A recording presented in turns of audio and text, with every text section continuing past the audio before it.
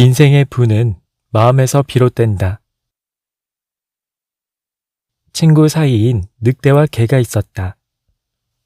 그런데 어느 날부터인가 개가 보이질 않았다. 늑대는 아무런 말도 없이 떠난 개의 사정이 궁금했다. 그렇게 얼마간의 시간이 흐르고 사람들이 모여 사는 마을 근처를 지나가던 늑대는 우연히 개를 보게 되었다. 개는 묵줄이 채워진 채로 바닥에 놓인 먹이를 먹고 있었다. 산속에서는 볼 수 없는 아주 맛 좋은 먹이였다. 늑대가 가까이 다가가 개에게 물었다. 아니, 누가 너에게 목줄을 채워놓고 이렇게 맛있는 먹이를 주는 것이냐? 그러자 개가 대답했다. 사냥꾼이지. 그런데 내 친구 늑대야. 지금 나를 부러워할 일이 아니야. 목줄을 차고 있을 땐 아무리 먹어도 배가 부르질 않거든. 산속에서 굶주릴 때보다 더 배고프단다. 먹는 즐거움은 단순히 음식 맛에만 있지 않습니다. 어떤 공간에서 먹는지, 누구와 먹는지, 현재 감정 상태가 어떤지에 따라 같은 음식을 먹어도 느껴지는 맛은 하늘과 땅 차이입니다.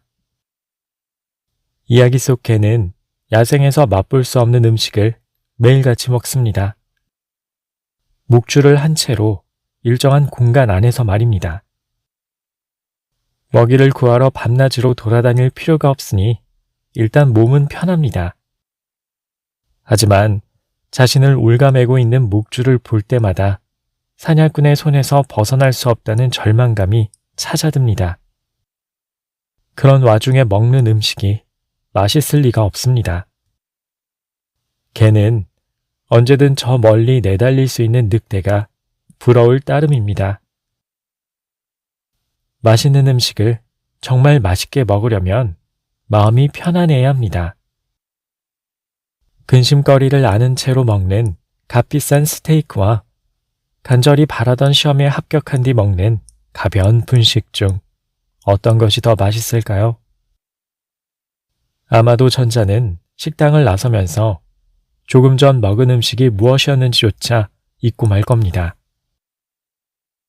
하지만 환희의 순간을 함께한 매콤한 떡볶이는 인생을 통틀어 가장 맛있는 음식으로 기억될 겁니다. 이렇듯 삶을 풍요롭게 만드는 것은 부와 명예, 맛있는 음식과 같은 외부적인 요인이 아닙니다. 마음의 평온, 어디에도 얽매이지 않는 자유로움, 소중한 사람과 나누는 연대감, 자연을 아끼는 삶의 태도 등 자기 내면으로부터 발현되는 긍정적인 기운이 행복한 삶을 이루는 기반이 됩니다. 아무리 많은 돈을 벌고 높은 지위에 오르더라도 가족이 화목하지 못하면 마음 한편에 무거운 돌덩이를 얹고 살아가야 합니다. 영화 행복을 찾아서의 주인공 크리스 가드너는 아들과 함께 노숙자 쉼터를 전전하며 힘든 시기를 보냅니다. 하루는 마땅히 쉴 곳을 찾지 못해 지하철역 화장실에서 자야 했습니다. 크리스는 화장실 문을 걸어 잠그며 아들에게 말했습니다. 우리는 지금 시간 여행을 하는 거야. 이 한마디로 절망적인 순간은 아빠와 아들의 즐거운 추억이 되었습니다. 마침내 크리스는 유수한 회사의 인턴 직원으로서 좋은 성적을 거둬 정식 직원으로 채용됩니다. 영화는 단순히 가난한 사람이 희망을 잃지 않고 노력해서 성공한다 라는 메시지만을 전하지 않습니다. 아무리 가진 것이 없어도 소중한 사람과 마음을 나누고 기쁨을 함께할 수 있다면 삶의 의미를 잃지 않고 앞으로 나아갈 수 있다는 것을 깨닫게 해줍니다. 마흔의 주위를 둘러보니 기쁨을 나눈 사람이 많습니다.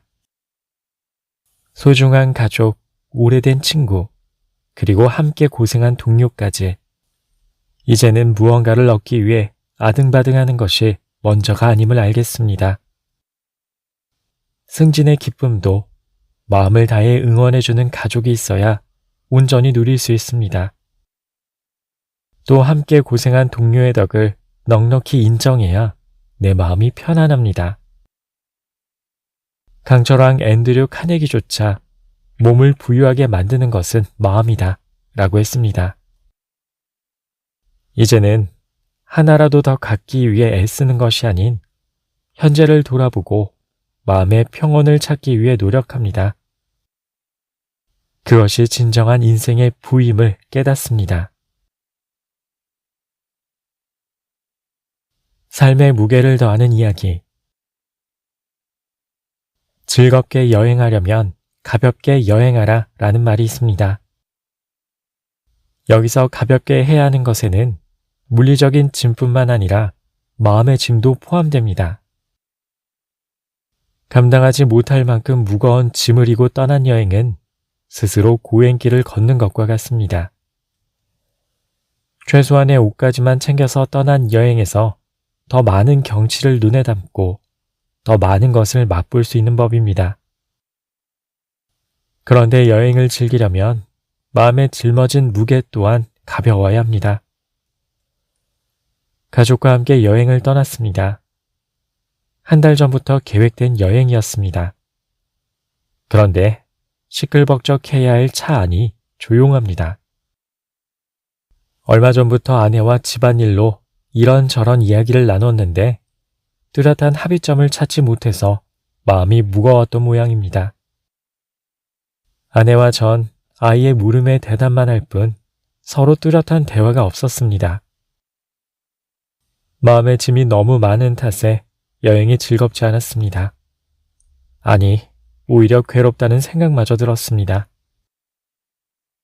그날 저녁 아이가 잠들자 아내에게 조심스레 이야기를 꺼냈습니다. 주제는 역시 집안일에 관한 것이었습니다. 이야기는 또다시 돌고 돌았습니다. 그런데 아내가 저의 어떤 말에 서운함을 참지 못하고 눈물을 보였습니다. 그 말은 그래서 내가 집안일을 안 도와줘? 였습니다. 눈물 흘리는 아내를 보며 조금 전 내뱉은 말을 곱씹어 봤습니다. 그리고 깨달았습니다. 그동안 스스로 집안일을 돕는다라고 생각하고 있었습니다. 우리 가족이 함께 생활하는 공간을 관리하는 일은 누군가가 전담하는 일이 아니었습니다. 그런데 은연중에 집안일을 아내의 몫으로 여기고 있었던 겁니다. 반성했습니다. 그리고 아내에게 진심으로 사과했습니다. 그렇게 마음의 짐을 덜고 나니 여행이 여행다워졌습니다. 함께하는 여행, 함께하는 가족, 그리고 함께하는 집안일입니다. 그렇게 마음의 기쁨은 더하고 무게는 줄이는 것이 삶을 풍요롭게 하는 길임을 알아갑니다.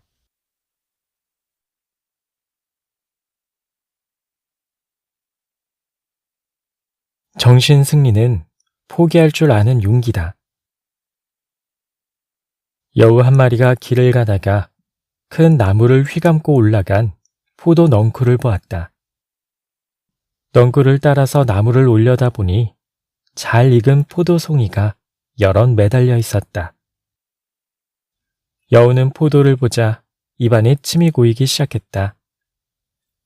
하지만 여우에게는 나무를 타고 올라갈 능력도 그렇다고 한 번의 도약으로 포도송이를 따먹을 재주도 없었다.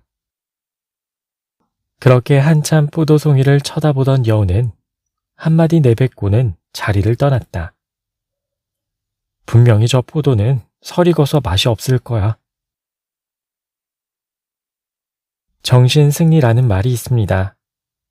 이 말은 현실적인 어려움이나 실패를 맞닥뜨렸을 때 그 원인을 외부적 요인에서 찾으며 스스로 합리화하는 사고방식을 의미합니다. 이야기 속 여우는 나무 위에 포도를 따먹을 수 없게 되자 정신승리하기로 합니다. 저 포도는 보기와는 달리 설이 익었을 거야 라고 하면서 말입니다. 정신승리라는 말은 대개 힘든 상황을 외면하고 자기 합리화하는 사람의 태도를 비꼴 때 사용합니다. 그런데 과연 정신승리가 삶에 전혀 도움이 되지 않는 비난받아 마땅한 사고방식일까요? 자, 이야기 속 여우의 행동을 다시 한번 생각해 봅시다. 여우는 나무를 올라탈 재간이 없었습니다. 포도 한 송이 따먹어 보겠다고 섣부르게 나무를 오르다가는 자칫 수십 미터 높이에서 떨어져 생명을 잃을 수 있습니다. 또 온종일 포도를 올려다보며 이런저런 궁리를 하느라 등 뒤에 다가온 맹수를 알아채지 못할 수도 있습니다. 여우의 정신승리, 즉 나무 위에 매달린 포도를 설익은 포도로 단정 짓는 선택은 모든 조건을 고려했을 때 가장 훌륭한 수인 것입니다. 그렇게 여우는 불가능한 일에 미련을 두지 않고 새로운 먹잇감을 찾아 나섭니다.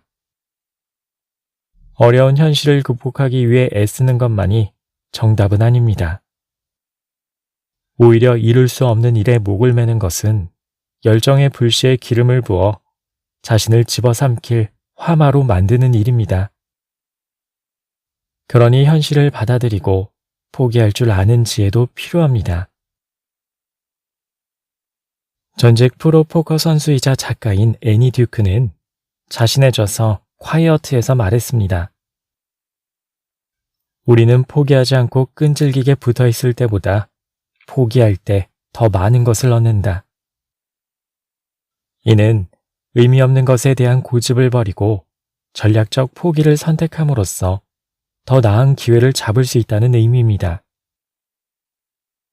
입체주의 화가로 잘 알려진 파블로 피카소는 이미 10대 때 전통적인 화풍의 그림을 그리는데 부족함이 없었습니다. 세밀한 인물 묘사, 음영의 표현, 사실적인 색감 등 그의 그림은 한 장의 사진을 보는 듯 했습니다. 하지만 피카소는 그런 그림으로는 현실의 모습을 완벽하게 재현해내는데 한계가 있음을 깨닫습니다. 그에게 기존의 전통적인 회화 방식은 실현 불가능한 한계, 마치 여우가 바라본 포도송이와 같았습니다.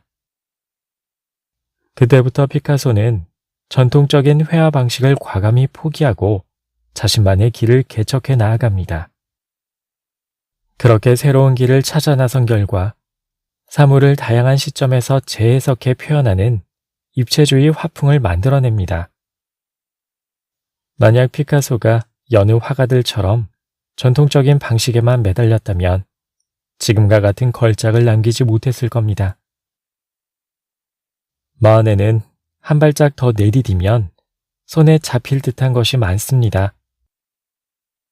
그런데 막상 그 분야에 입문해서 실력을 쌓아가다 보면 뭐든 생각보다 쉽지 않다는 사실을 깨닫습니다.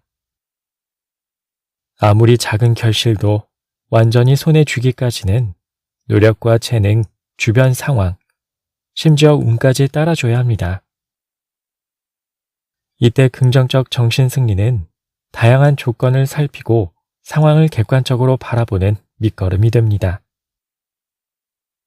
이제는 나무 위의 포도를 설익은 포도로 단정짓는 자신을 책망하지 않습니다. 그 선택은 현실 회피가 아닌 또 다른 기회를 찾아 나서는 긍정적 정신 승리인 것입니다. 그렇게 포도나무 주위를 서성이며 시간을 허비하는 대신 새로운 먹잇감을 찾아 나서기로 합니다. 그 길에서 더 많은 것을 배우고 나만의 색을 찾을 수 있기를 바랍니다. 삶의 무게를 더하는 이야기. 어떤 분야든 정석으로 불리는 방식이 있습니다. 그런 방식은 대개 많은 사람이 따르는 업계 표준과도 같아서 입문자들이 꼭 배워야 할 기본 소양으로 여겨집니다. 한때 골프가 인기를 끈 시기가 있었습니다. 마침 집과 가까운 곳에 연습장이 있어서 가벼운 마음으로 배우기 시작했습니다. 며칠 동안 기본 자세를 배우고 본격적으로 공을 쳐봤는데 생각처럼 쉽지 않았습니다. 골프채에 공이 맞는 순간 손목이 미묘하게 틀어져서 타점을 제대로 잡을 수가 없었습니다. 때론 채에 맞은 공이 앞이 아닌 뒤로 날아가는 일도 있었습니다. 답답한 마음에 하루는 정석으로 배운 자세를 내 몸에 가장 편안한 자세로 바꿔봤습니다.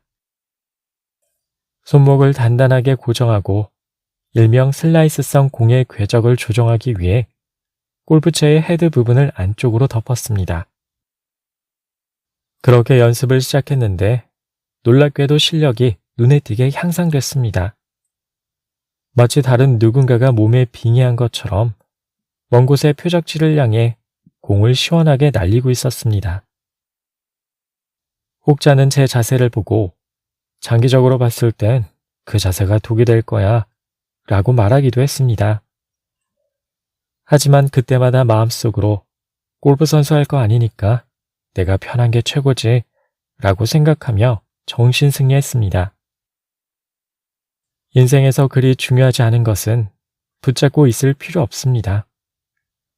때론 정석이라는 이름에 얽매여 자기에게 맞는 색을 찾지 못할 수 있으니 말입니다. 그렇게 정신승리를 통해 포기할 줄 아는 지혜를 배워갑니다.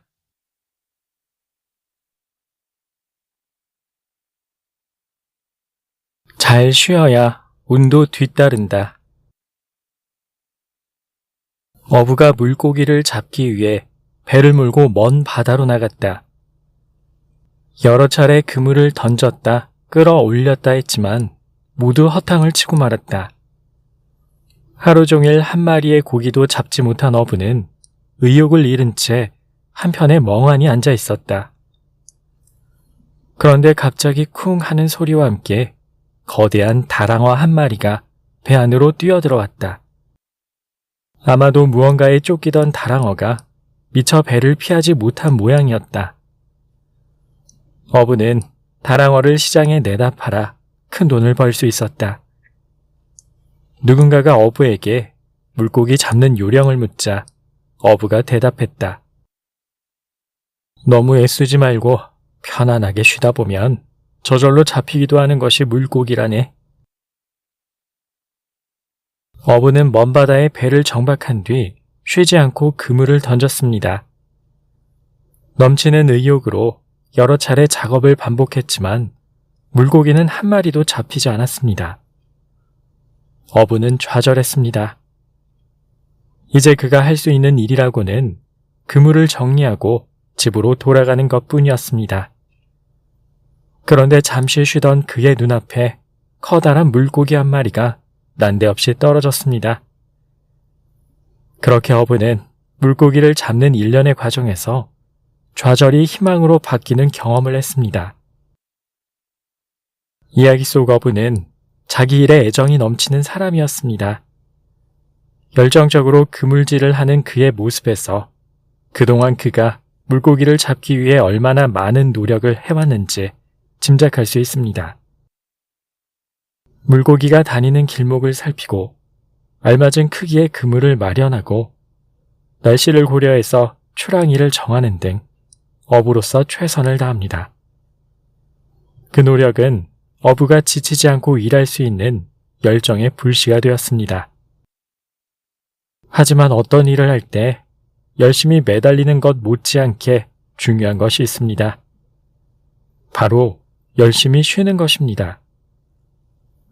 배 안으로 다랑어가 날아든 순간은 아이러니하게도 어부가 모든 힘을 빼고 쉬고 있을 때였습니다. 만약 적에게 쫓기던 다랑어가 부산스럽게 움직이는 어부를 봤다면 일찌감치 방향을 틀어 배를 피했을 겁니다. 매달리기만 해서는 불현듯 찾아오는 행운을 손에 쥘 수 없습니다.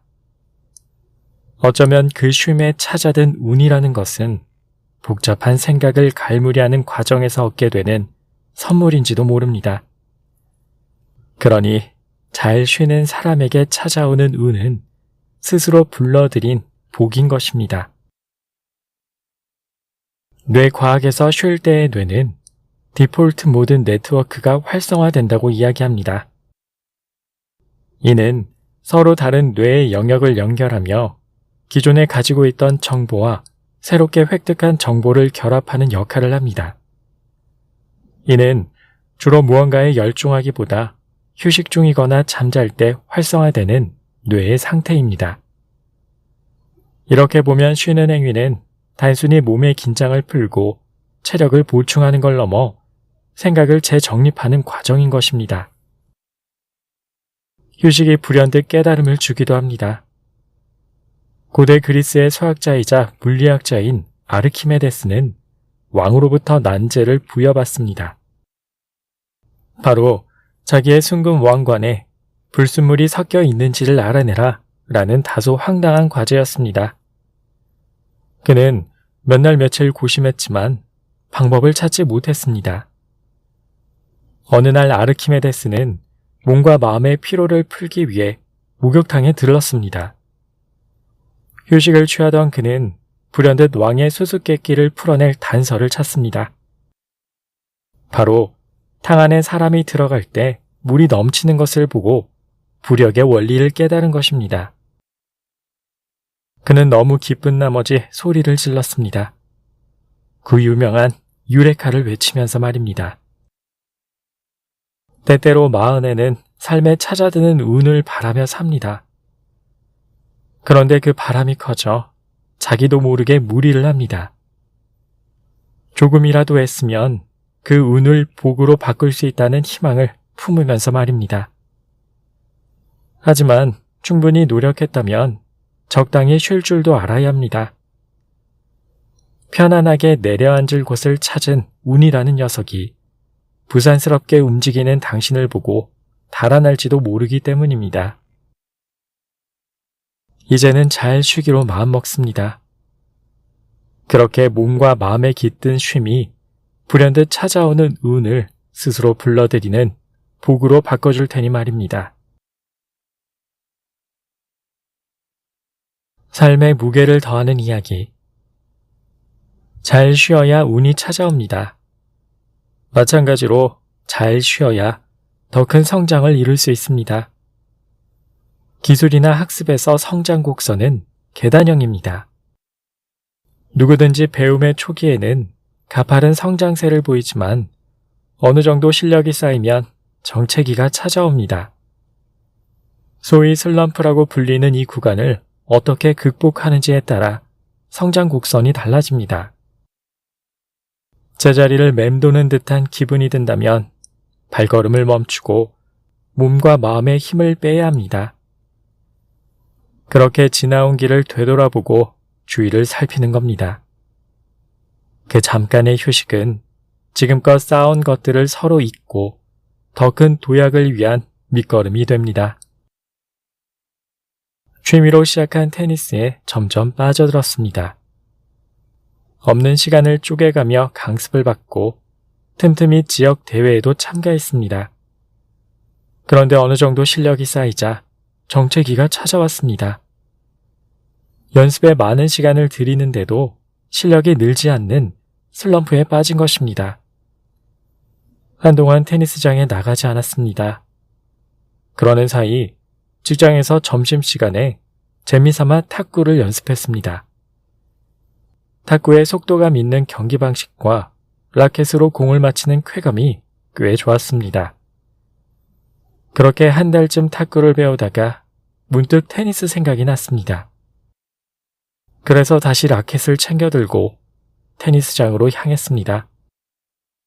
한 달이나는 공백이 무색할 정도로 경기에 몰입했습니다. 그런데 몇 경기 하다 보니 전보다 실력이 나아진 것만 같았습니다. 특히 그동안은 모든 공을 강하게 치기 위해 애썼지만 이제는 코트 구석을 정교하게 노리는 자신을 보게 됐습니다. 그런데 그것은 나만의 착각이 아니었습니다. 함께 경기한 모든 사람이 그동안 특별 강습을 받고 있었던 게 아니냐며 농담할 정도였습니다. 슬럼프를 극복하는 순간이었습니다. 정체기를 잘 넘긴 이유는 바로 탁구에 있었습니다. 작은 공을 안전하게 넘기기 위해서 저 자신도 모르는 사이 힘 조절 연습이 된 것입니다.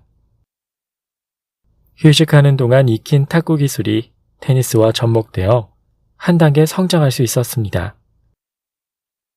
인생에 그냥 찾아오는 운은 없습니다.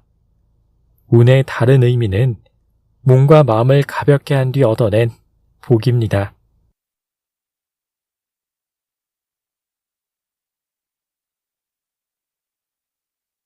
상대의 슬픔을 쉽게 판단하지 마라. 새끼 돼지 한 마리가 양들 사이에 숨어서 풀을 뜯고 있었다. 며칠을 그렇게 생활하던 새끼 돼지는 양치기의 눈에 띄어 붙잡히게 되었다. 새끼 돼지는 비명을 지르며 발버둥 쳤다. 양들은 소란스러운 새끼 돼지를 보며 말했다. 양치기는 때론 우리를 붙잡지만 저렇게까지 야단법석을 떨지 않아. 그러자 새끼 돼지가 말했다. 양치기가 너희를 붙잡는 것과 나를 붙잡는 것은 그 의미가 완전히 달라. 양치기는 너희에게 털과 젖을 얻지만 나에게는 맛있는 고기를 얻는단 말이야. 양들에게 양치기는 적이 아닙니다. 오히려 어지럽게 자라난 털뭉치를 말끔하게 정리해주는 다소 거친 미용사쯤 될 겁니다. 그러니 양치기에게 붙잡히는 것은 잠시 무리지어 다니는 일을 멈추고 쉴 수 있는 시간입니다. 그저 놀란 마음을 추스른다면 소리 지를 일이 아닙니다. 하지만 새끼 돼지의 입장은 다릅니다. 양치기가 채식주의자가 아닌 이상 그의 눈에 새끼 돼지는 그저 식량일 뿐입니다. 그러니 새끼 돼지는 비명을 지르며 양치기의 소나기를 벗어나기 위해 발버둥 칠 수밖에 없는 것입니다. 우리는 상대의 입장이 되어보지 않은 이상 섣부르게 남의 감정을 판단하지 않아야 합니다. 양들의 휴식 시간이 새끼 돼지에게는 참극인 것처럼 같은 상황도 사람에 따라 전혀 다른 의미로 받아들여지기 때문입니다. 그러니 상대의 생각이 나와 같을 것이라고 여기는 마음은 오만한 착각입니다. 다산 정약용은 유배지에서 아들에게 보내는 편지에 이런 글을 실어 보냈습니다.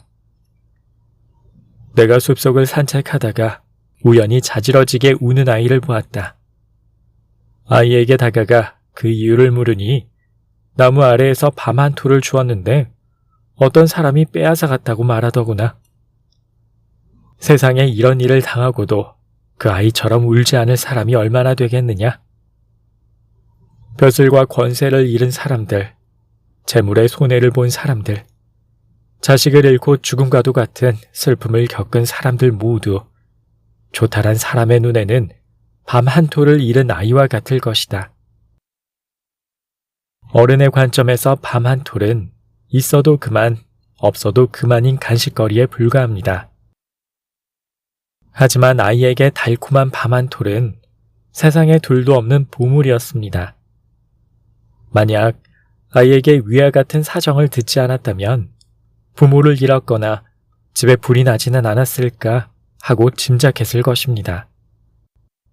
이렇듯 상대의 감정을 자기 마음대로 해석하는 것은 속사정을 모르고 함부로 예단하는 일입니다. 정약용은 편지 말미에 이렇게 말합니다. 조탈한 사람의 눈에는 어른의 시련이나 아이의 시련이나 모두 매한가지다. 마흔에는 상대의 울음소리에 담긴 뜻을 섣부르게 해석하지 않습니다. 그의 고통을 나의 시선으로 바라보며 그 정도 일로 좌절하다니 마음이 무른 거 아니야 라고 생각하지 않습니다. 나에게 별일 아닌 일이 그에겐 별일일 수 있기에 그가 흘리는 눈물의 크기를 쉽게 판단하지 않는 것입니다. 저마다 대성통곡할 만한 잃어버린 밤 한 톨이 있습니다. 그러니 상대가 잃어버렸다고 하소연하는 밤 한 톨이 아무리 작아 보이더라도 세상에 다시 맛볼 수 없는 귀중한 밤이라는 것을 인정해야 합니다. 그런 마음이라면 이해하지 못할 감정이란 있을 수 없습니다. 삶에 무게를 더하는 이야기. 하루는 적당한 크기의 종이 가방을 찾을 수가 없어서 집안 곳곳을 뒤졌습니다. 그러다가 꽤 오랫동안 들여다보지 않은 수납장이 눈에 들어왔습니다. 혹시나 하는 마음에 의자를 놓고 올라서서 문을 열었는데 종이 뭉치가 쏟아져 나왔습니다. 터져 나오는 한숨을 억누르고 바닥에 널브러진 종이를 정리하기 시작했습니다. 이게 도대체 무슨 종이지? 라는 생각에 한 장을 집어들었습니다. 그 종이는 아이가 어린이집을 다닐 때 선생님이 매주 보내준 주간 계획표였습니다. 표지에는 같은 반 아이들의 단체 사진이 있었고 매일 어떤 점심과 간식을 먹었는지 무슨 활동을 했는지 적혀 있었습니다. 그 모습을 보던 아내가 말했습니다. 내 보물, 날짜별로 잘 정리해둬요. 이어서 아내는 종이를 모아둔 이유에 대해 말해주었습니다. 한낱 종이 같지만 단체 사진 속 딸아이를 찾는 재미와 매주 커가는 아이의 모습이 담겨 있어서 버릴 수가 없었다고. 그렇습니다. 아내에게 그 종이는 보물과도 같은 소중한 밤 한 톨이었습니다. 마흔의 주변을 둘러보면 새로운 것이 넘치지만 고이 간직하고 싶은 것들은 점점 줄어듭니다. 이제는 내 삶을 스쳐 지나는 것에 관심을 쏟기보다 진짜 소중한 밤 한 톨을 찾기 위해 노력합니다. 그렇게 나만의 수납장에 쌓이는 종이 뭉치가 인생을 기쁨으로 채워줄 겁니다.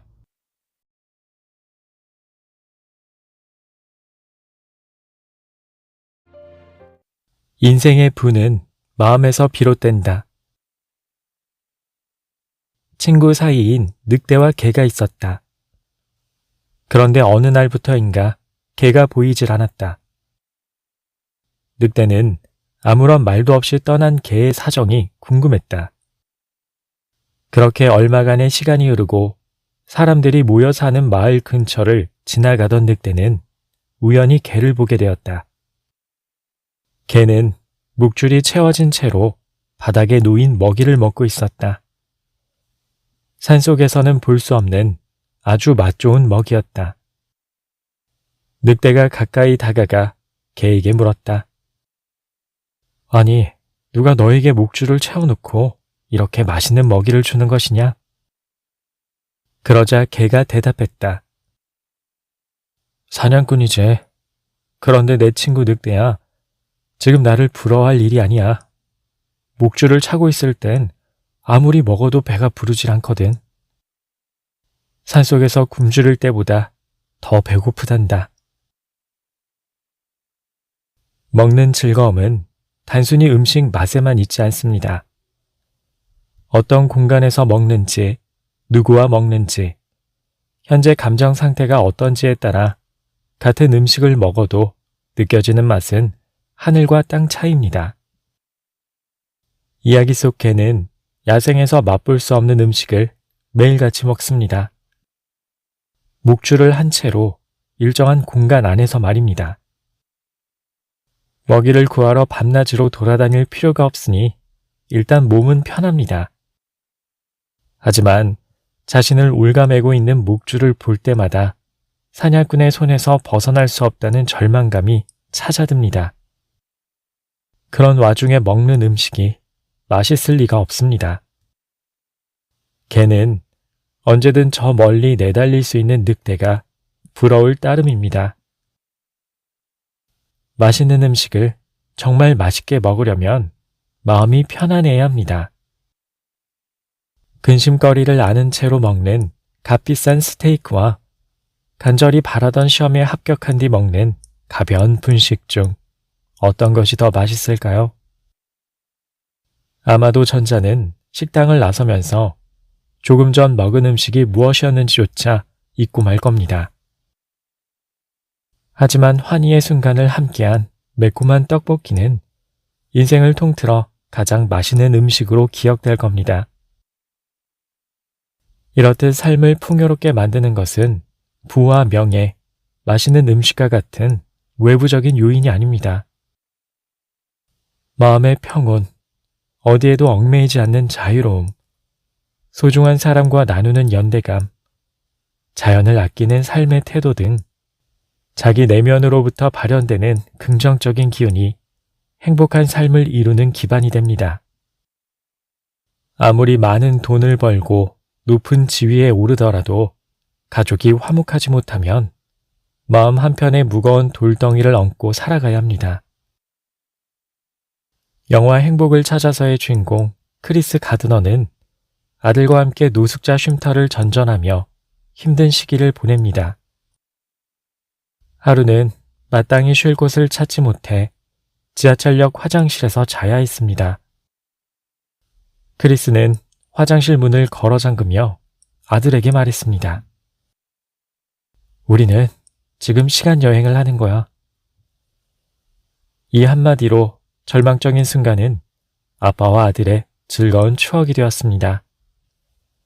마침내 크리스는 유수한 회사의 인턴 직원으로서 좋은 성적을 거둬 정식 직원으로 채용됩니다. 영화는 단순히 가난한 사람이 희망을 잃지 않고 노력해서 성공한다 라는 메시지만을 전하지 않습니다. 아무리 가진 것이 없어도 소중한 사람과 마음을 나누고 기쁨을 함께할 수 있다면 삶의 의미를 잃지 않고 앞으로 나아갈 수 있다는 것을 깨닫게 해줍니다. 마흔의 주위를 둘러보니 기쁨을 나눈 사람이 많습니다. 소중한 가족, 오래된 친구, 그리고 함께 고생한 동료까지 이제는 무언가를 얻기 위해 아등바등하는 것이 먼저가 아님을 알겠습니다. 승진의 기쁨도 마음을 다해 응원해주는 가족이 있어야 온전히 누릴 수 있습니다. 또 함께 고생한 동료의 덕을 넉넉히 인정해야 내 마음이 편안합니다. 강철왕 앤드류 카네기조차 몸을 부유하게 만드는 것은 마음이다 라고 했습니다. 이제는 하나라도 더 갖기 위해 애쓰는 것이 아닌 현재를 돌아보고 마음의 평온을 찾기 위해 노력합니다. 그것이 진정한 인생의 부임을 깨닫습니다.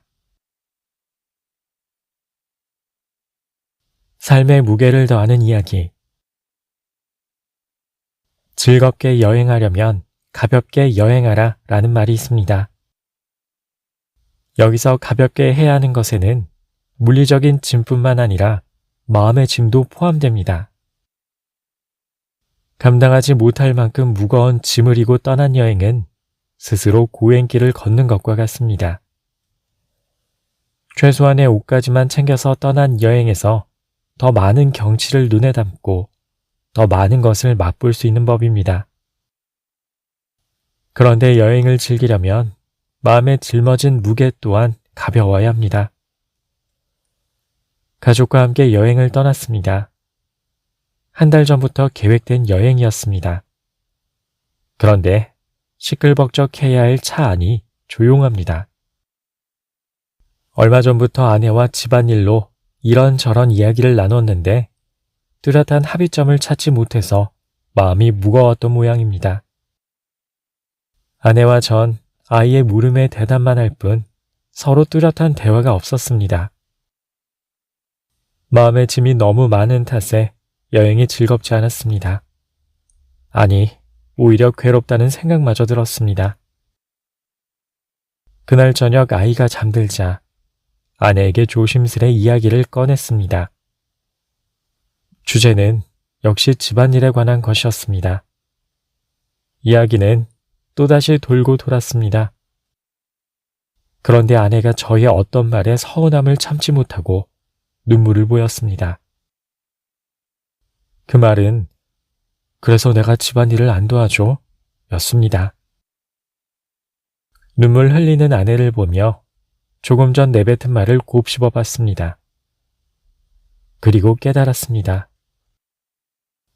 그동안 스스로 집안일을 돕는다라고 생각하고 있었습니다. 우리 가족이 함께 생활하는 공간을 관리하는 일은 누군가가 전담하는 일이 아니었습니다. 그런데 은연중에 집안일을 아내의 몫으로 여기고 있었던 겁니다. 반성했습니다. 그리고 아내에게 진심으로 사과했습니다.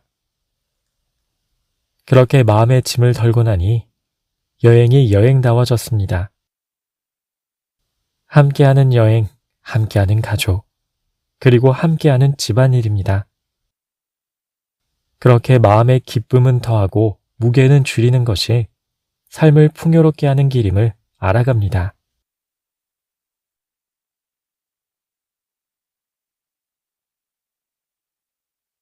정신 승리는 포기할 줄 아는 용기다. 여우 한 마리가 길을 가다가 큰 나무를 휘감고 올라간 포도 넝쿨을 보았다. 넝쿨을 따라서 나무를 올려다 보니 잘 익은 포도송이가 여럿 매달려 있었다. 여우는 포도를 보자 입안에 침이 고이기 시작했다. 하지만 여우에게는 나무를 타고 올라갈 능력도, 그렇다고 한 번의 도약으로 포도송이를 따먹을 재주도 없었다. 그렇게 한참 포도송이를 쳐다보던 여우는 한마디 내뱉고는 자리를 떠났다. 분명히 저 포도는 설익어서 맛이 없을 거야. 정신승리라는 말이 있습니다. 이 말은 현실적인 어려움이나 실패를 맞닥뜨렸을 때 그 원인을 외부적 요인에서 찾으며 스스로 합리화하는 사고방식을 의미합니다. 이야기 속 여우는 나무 위에 포도를 따먹을 수 없게 되자 정신승리하기로 합니다. 저 포도는 보기와는 달리 설익었을 거야 라고 하면서 말입니다. 정신승리라는 말은 대개 힘든 상황을 외면하고 자기 합리화하는 사람의 태도를 비꼴 때 사용합니다. 그런데 과연 정신승리가 삶에 전혀 도움이 되지 않는 비난받아 마땅한 사고방식일까요? 자, 이야기 속 여우의 행동을 다시 한번 생각해 봅시다. 여우는 나무를 올라탈 재간이 없었습니다. 포도 한 송이 따먹어 보겠다고 섣부르게 나무를 오르다가는 자칫 수십 미터 높이에서 떨어져 생명을 잃을 수 있습니다. 또 온종일 포도를 올려다보며 이런저런 궁리를 하느라 등 뒤에 다가온 맹수를 알아채지 못할 수도 있습니다. 여우의 정신승리, 즉 나무 위에 매달린 포도를 설익은 포도로 단정짓는 선택은 모든 조건을 고려했을 때 가장 훌륭한 수인 것입니다. 그렇게 여우는 불가능한 일에 미련을 두지 않고 새로운 먹잇감을 찾아 나섭니다. 어려운 현실을 극복하기 위해 애쓰는 것만이 정답은 아닙니다. 오히려 이룰 수 없는 일에 목을 매는 것은 열정의 불씨에 기름을 부어 자신을 집어삼킬 화마로 만드는 일입니다. 그러니 현실을 받아들이고 포기할 줄 아는 지혜도 필요합니다. 전직 프로포커 선수이자 작가인 애니 듀크는 자신의 저서 콰이어트에서 말했습니다. 우리는 포기하지 않고 끈질기게 붙어 있을 때보다 포기할 때 더 많은 것을 얻는다. 이는 의미 없는 것에 대한 고집을 버리고 전략적 포기를 선택함으로써 더 나은 기회를 잡을 수 있다는 의미입니다. 입체주의 화가로 잘 알려진 파블로 피카소는 이미 10대 때 전통적인 화풍의 그림을 그리는데 부족함이 없었습니다. 세밀한 인물 묘사, 음영의 표현, 사실적인 색감 등 그의 그림은 한 장의 사진을 보는 듯 했습니다. 하지만 피카소는 그런 그림으로는 현실의 모습을 완벽하게 재현해내는데 한계가 있음을 깨닫습니다. 그에게 기존의 전통적인 회화 방식은 실현 불가능한 한계, 마치 여우가 바라본 포도송이와 같았습니다. 그때부터 피카소는 전통적인 회화 방식을 과감히 포기하고 자신만의 길을 개척해 나아갑니다. 그렇게 새로운 길을 찾아 나선 결과 사물을 다양한 시점에서 재해석해 표현하는 입체주의 화풍을 만들어냅니다. 만약 피카소가 여느 화가들처럼 전통적인 방식에만 매달렸다면 지금과 같은 걸작을 남기지 못했을 겁니다. 마흔에는 한 발짝 더 내디디면 손에 잡힐 듯한 것이 많습니다. 그런데 막상 그 분야에 입문해서 실력을 쌓아가다 보면 뭐든 생각보다 쉽지 않다는 사실을 깨닫습니다. 아무리 작은 결실도 완전히 손에 쥐기까지는 노력과 재능, 주변 상황, 심지어 운까지 따라줘야 합니다. 이때 긍정적 정신승리는 다양한 조건을 살피고 상황을 객관적으로 바라보는 밑거름이 됩니다. 이제는 나무 위의 포도를 설익은 포도로 단정짓는 자신을 책망하지 않습니다.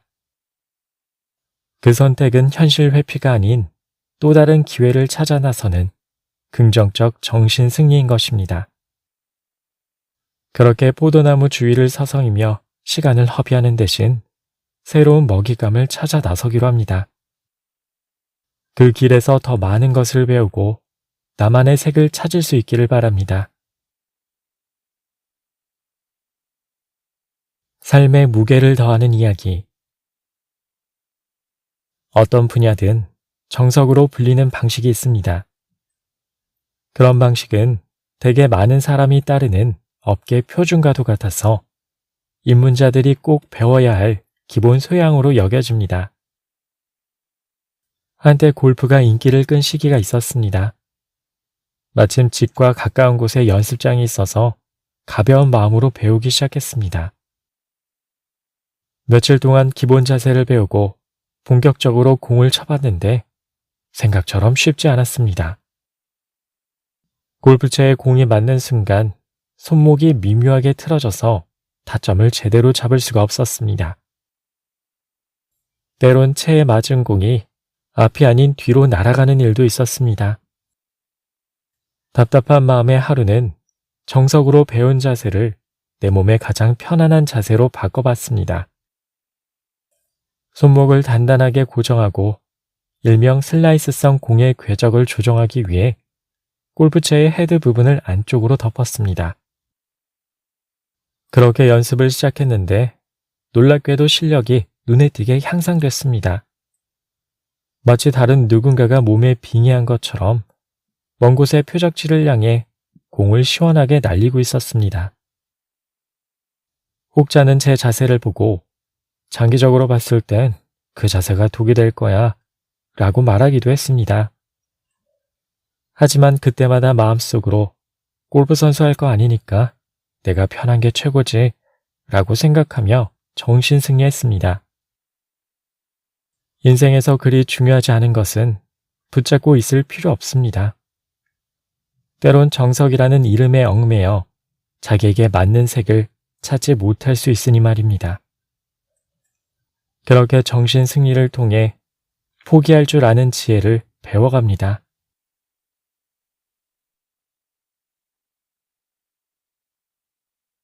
잘 쉬어야 운도 뒤따른다. 어부가 물고기를 잡기 위해 배를 몰고 먼 바다로 나갔다. 여러 차례 그물을 던졌다 끌어올렸다 했지만 모두 허탕을 치고 말았다. 하루 종일 한 마리의 고기도 잡지 못한 어부는 의욕을 잃은 채 한편에 멍하니 앉아 있었다. 그런데 갑자기 쿵 하는 소리와 함께 거대한 다랑어 한 마리가 배 안으로 뛰어들어왔다. 아마도 무언가에 쫓기던 다랑어가 미처 배를 피하지 못한 모양이었다. 어부는 다랑어를 시장에 내다 팔아 큰 돈을 벌 수 있었다. 누군가가 어부에게 물고기 잡는 요령을 묻자 어부가 대답했다. 너무 애쓰지 말고 편안하게 쉬다 보면 저절로 잡히기도 하는 것이 물고기라네. 어부는 먼 바다에 배를 정박한 뒤 쉬지 않고 그물을 던졌습니다. 넘치는 의욕으로 여러 차례 작업을 반복했지만 물고기는 한 마리도 잡히지 않았습니다. 어부는 좌절했습니다. 이제 그가 할 수 있는 일이라고는 그물을 정리하고 집으로 돌아가는 것뿐이었습니다. 그런데 잠시 쉬던 그의 눈앞에 커다란 물고기 한 마리가 난데없이 떨어졌습니다. 그렇게 어부는 물고기를 잡는 일련의 과정에서 좌절이 희망으로 바뀌는 경험을 했습니다. 이야기 속 어부는 자기 일에 애정이 넘치는 사람이었습니다.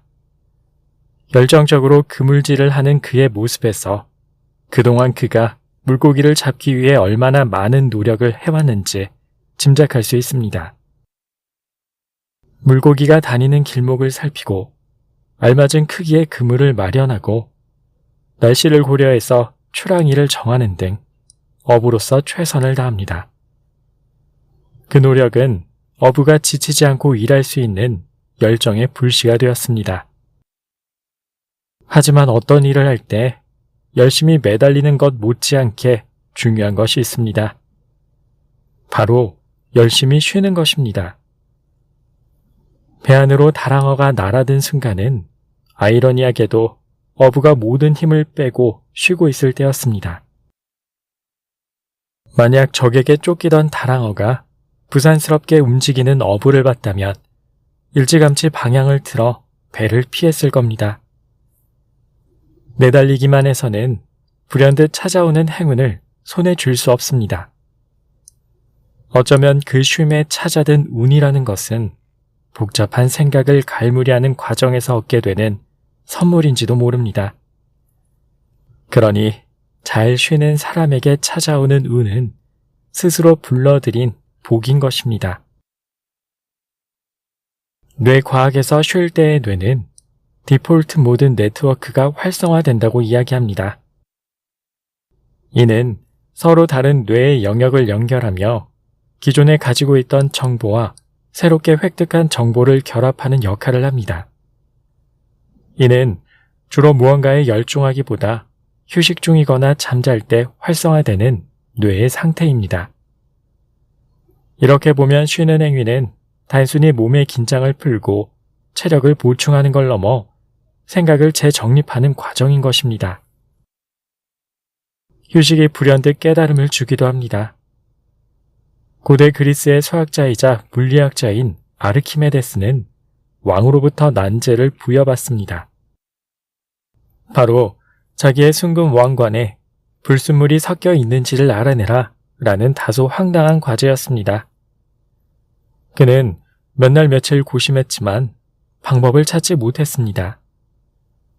어느 날 아르키메데스는 몸과 마음의 피로를 풀기 위해 목욕탕에 들렀습니다. 휴식을 취하던 그는 불현듯 왕의 수수께끼를 풀어낼 단서를 찾습니다.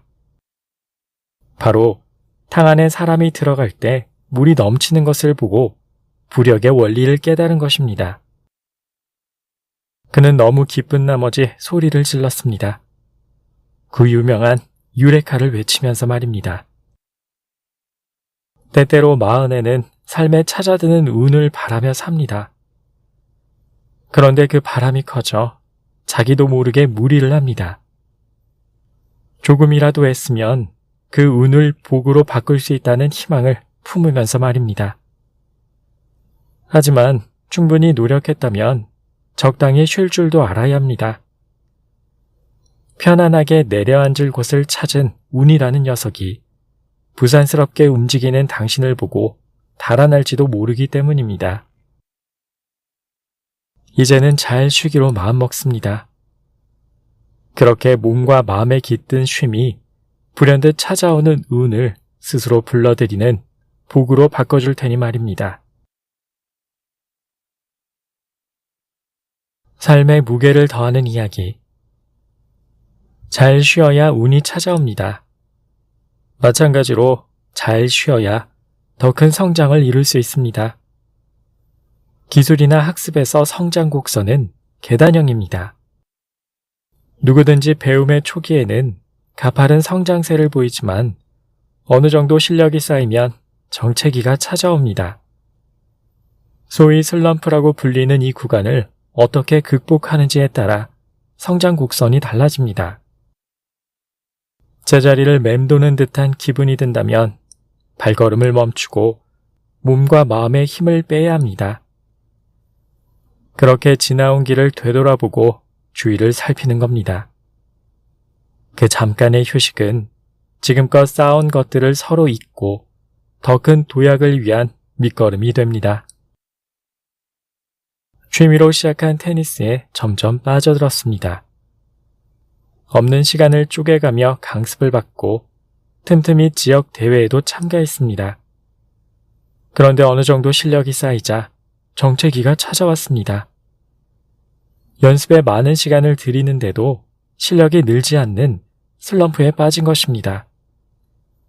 한동안 테니스장에 나가지 않았습니다. 그러는 사이 직장에서 점심시간에 재미삼아 탁구를 연습했습니다. 탁구의 속도감 있는 경기 방식과 라켓으로 공을 맞히는 쾌감이 꽤 좋았습니다.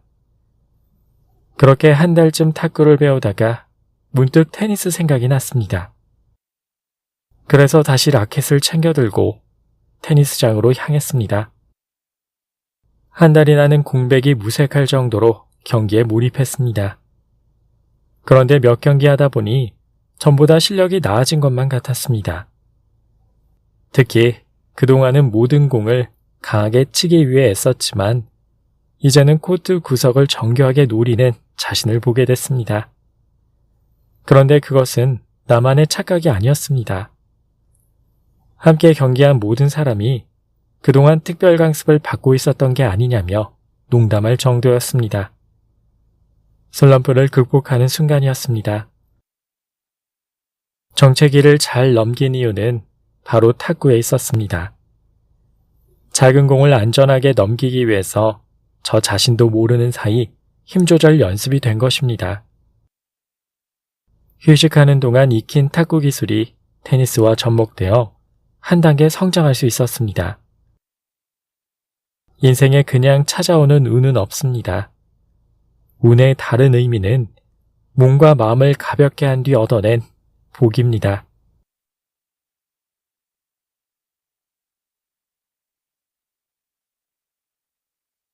상대의 슬픔을 쉽게 판단하지 마라. 새끼 돼지 한 마리가 양들 사이에 숨어서 풀을 뜯고 있었다. 며칠을 그렇게 생활하던 새끼 돼지는 양치기의 눈에 띄어 붙잡히게 되었다. 새끼 돼지는 비명을 지르며 발버둥 쳤다. 양들은 소란스러운 새끼 돼지를 보며 말했다. 양치기는 때론 우리를 붙잡지만 저렇게까지 야단법석을 떨지 않아. 그러자 새끼 돼지가 말했다. 양치기가 너희를 붙잡는 것과 나를 붙잡는 것은 그 의미가 완전히 달라.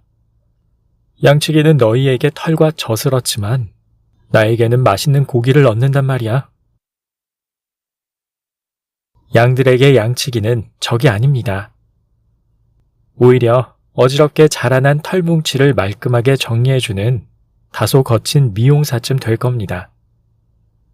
그러니 양치기에게 붙잡히는 것은 잠시 무리지어 다니는 일을 멈추고 쉴 수 있는 시간입니다.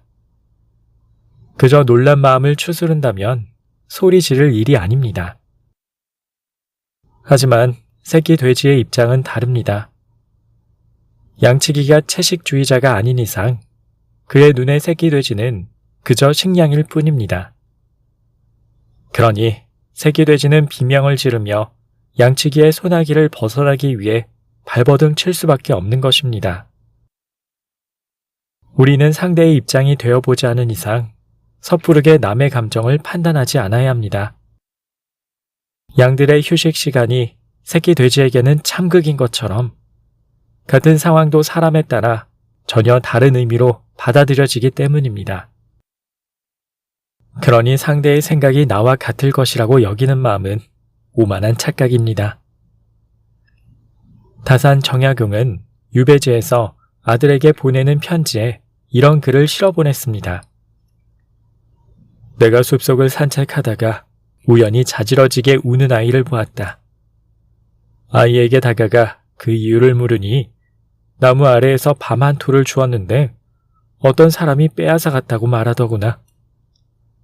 세상에 이런 일을 당하고도 그 아이처럼 울지 않을 사람이 얼마나 되겠느냐.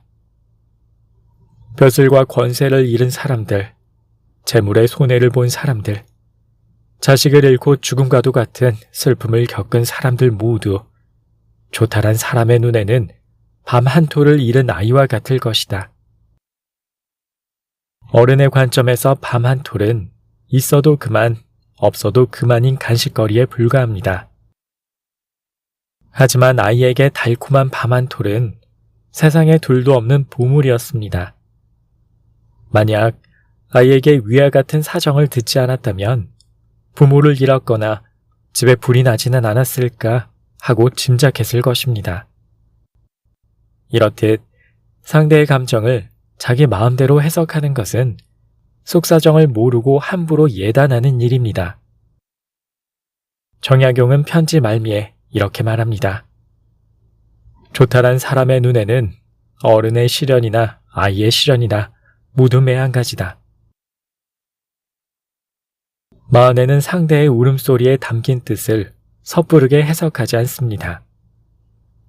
그의 고통을 나의 시선으로 바라보며 그 정도 일로 좌절하다니 마음이 무른 거 아니야 라고 생각하지 않습니다.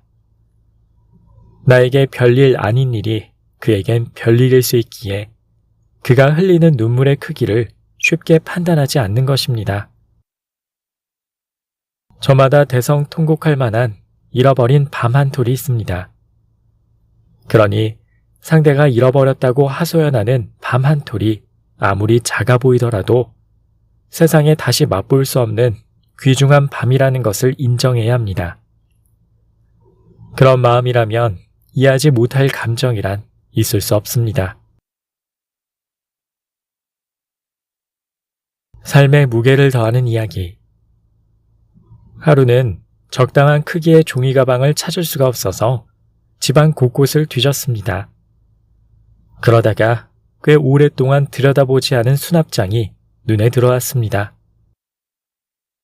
혹시나 하는 마음에 의자를 놓고 올라서서 문을 열었는데 종이 뭉치가 쏟아져 나왔습니다. 터져 나오는 한숨을 억누르고 바닥에 널브러진 종이를 정리하기 시작했습니다. 이게 도대체 무슨 종이지? 라는 생각에 한 장을 집어들었습니다. 그 종이는 아이가 어린이집을 다닐 때 선생님이 매주 보내준 주간 계획표였습니다. 표지에는 같은 반 아이들의 단체 사진이 있었고 매일 어떤 점심과 간식을 먹었는지 무슨 활동을 했는지 적혀 있었습니다. 그 모습을 보던 아내가 말했습니다. 내 보물, 날짜별로 잘 정리해둬요. 이어서 아내는 종이를 모아둔 이유에 대해 말해주었습니다. 한낱 종이 같지만 단체 사진 속 딸아이를 찾는 재미와 매주 커가는 아이의 모습이 담겨 있어서 버릴 수가 없었다고. 그렇습니다. 아내에게 그 종이는 보물과도 같은 소중한 밤 한 톨이었습니다. 마흔의 주변을 둘러보면 새로운 것이 넘치지만 고이 간직하고 싶은 것들은 점점 줄어듭니다. 이제는 내 삶을 스쳐 지나는 것에 관심을 쏟기보다 진짜 소중한 밤 한 톨을 찾기 위해 노력합니다. 그렇게 나만의 수납장에 쌓이는 종이 뭉치가 인생을 기쁨으로 채워줄 겁니다.